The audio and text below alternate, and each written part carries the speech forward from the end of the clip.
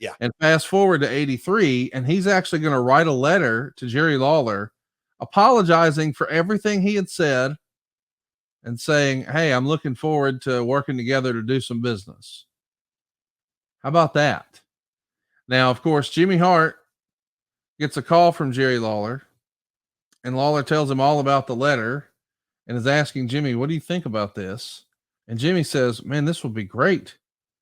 And as Jimmy tells the story, Lawler said something like, "What if it turns into a real fight?" And the idea here is Jimmy saying, "Hey, I got your back."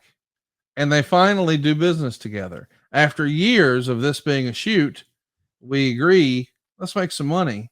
8,000 fans are at the Rupp Arena. There had been no television, there was no angle, but if you knew, you knew.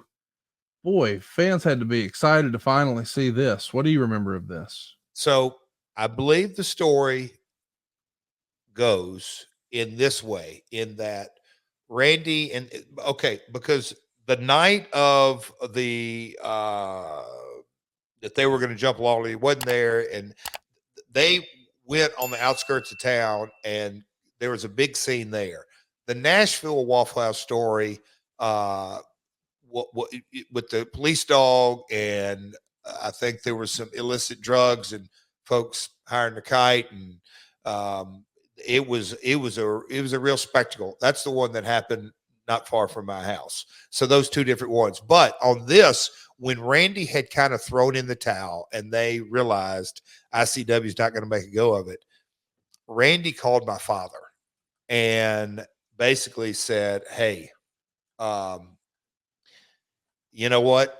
It ain't going to work. And I want to apologize." And my dad's like, "You ain't got to apologize for nothing." And this is kind of the crux for me of the whole set point on a learning tree, a set of circumstances for how I watched my dad and heard the stories, and then heard my grandmother and heard Eddie Marlin. And then most importantly, heard Randy's version of it, is that Randy was basically calling to say, "Hey man, sorry, didn't there's a lot of bad blood, but I want to move on past this." And my dad basically said, "Is you don't have to apologize for nothing. You were trying to make a living and doing exactly what you thought was best."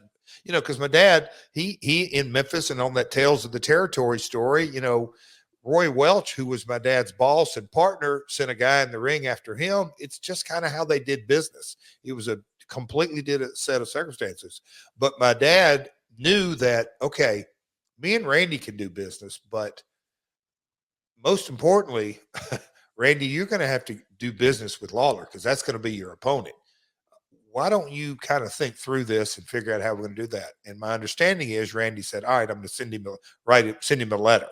And so the letter happened and the conversation, and then that's when I guess you could say the creative process was put, because again, Lawler's in storylines and this and that, and all of a sudden, out of the blue, they shoot a Randy Savage story, which was a shocker because for so long, I say so long, a couple of years, it was outlaw wrestling that was the undercurrent. But a lot of people didn't understand this, so they had to go back and retell all the story. And Lawler did that on his Saturday morning promos, which I wish we had clips of those, because Randy and Jerry's promos during this time were phenomenal. It's a great time in wrestling history, and it almost didn't happen. I think allegedly, once Randy is the top guy in the WWF, years later, he calls Bill Watts to thank him for the advice. So I guess somewhere along the way, Bill encouraged him, "Hey man, this outlaw stuff has a shelf life." And basically, the gist of the message that Randy went to Bill with was, "Hey, if I wouldn't have went to Memphis, I wouldn't have got this big break. I wouldn't be where I am. It was great advice." And So, with trust, go ahead. so on that, that was the life lesson that Randy would impart on me years later. Um, but his whole mindset was, and whether it was Watts or partially Watts, and I know Randy, that's another thing. Randy, you have to understand, Lanny and Randy, obviously brothers, and Angelo, who was, I think they cached him as a journeyman wrestler, but at one time he, or maybe he still does, held the world record for most consecutive sit-ups. But they're a very regimented, focused Chicago family. Randy played pro baseball, super athletic and all that. But Randy had a real mindset, and he did think Watts, but others, about stay in the game. Life lessons are don't take yourself out of the game. And we'll see an example of that here in a minute on his WWF to WCW days. But yeah, him thinking Watts years later, because Watts gave him the advice, hey man, you're right there in Tennessee. Try to make something happen. With the trust issue seemingly put to bed, this is all directly from the Observer. Savage and Angelo Poffo showed up on Memphis television, acting like they were barging in on a live television show, and Savage demanded Lawler. Eddie Marlin, who played the role of promoter, tried to reason with Savage, but leaving during the live show. Eventually, Lawler said he was tired with all the talk for all those years and wanted the match. And the match took place on December 5th, 1983 at the Mid-South Coliseum. Lawler would retain the Southern title and win by DQ. There's 8,000 fans in the building. It's not a sellout, but it's the fourth largest crowd of the year. And I mean, listen, Andy Kaufman beat it, but goodness gracious, this is big business.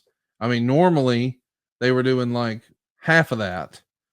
Week 2, it was a cage match with Randy Savage and Jerry Lawler, and maybe some of the shine was off, some of the newness was off, because instead of it being 8,000, we were just over 4,500. But still, they finally got together. People decided to make money, and it feels like more often than not, that's the way it's supposed to be in wrestling, right, Jeff? Yeah, and look at that cage. Those bring back fond memories. That was the what do we call that was the wooden cage, because the posts were made out of 2x4s nailed together, and he was anyway. I remember seeing Eddie transport that thing up and down the road. But anyhow, Randy and Lawler and others will tell the story that they were popping along doing 4,000 or 5,000 people a night on a Monday, which you could make plenty of money at, but they basically doubled it and almost a sellout. I think 9 would be considered a sellout, 10-8 really crammed in there. But anyway, almost doubled, and then almost dropped in half, which they were disappointed at the time. And this goes what they would always say. Look, I wasn't, in the business part of this, but Conrad, they basically said they figured out, oh, wait a minute, they're actually working. People didn't say that, but they thought they were coming to see a shoot week 1, which I chuckle at. This one's real. Oh no, we're going back to our wrestling crowd. Well, in 1985, they drum it up again. Big business is happening. They got nearly 9,000 fans there at the Mid-South Coliseum. And it's going to be time for Randy Savage to head to greener pastures. So, of course, he has a loser leaves town match with Jerry Lawler. And before you know it, Randy's on his way to New York. And we know that he's going to become a megastar there. It's a different time. It's a different era. And there's pretty famous stories, even when Jimmy Hart gets the call that New York is interested. Allegedly, as I've heard the story, Jeff, when Jimmy is conveying that to Randy Savage, Randy's wondering, is Jimmy wearing a wire so he can record my response to being excited or not excited about New York? It's crazy paranoia. What do you remember about hearing that Randy Savage was going to New York? Well, and so that's what I was, if you line up the timeline, WrestleMania 1 was 83. And that's 85. My bad. Good gosh. 85. Yes. 85 is 1, correct? 80 March of 85 is the very first WrestleMania. And this is not long after that, if I remember correctly. But anyway, the statement that was made in so many ways in WrestleMania, I mean, Vince made no bones about it. We're going national. And so that's when I guess you could say the red alert was on with all territory promoters. And you just didn't really know. And Randy has said, I believe in multiple interviews, he felt such a loyalty to my father and Lawyer for giving him that chance. Like, how's he going to deal with this? And like, he didn't trust nobody.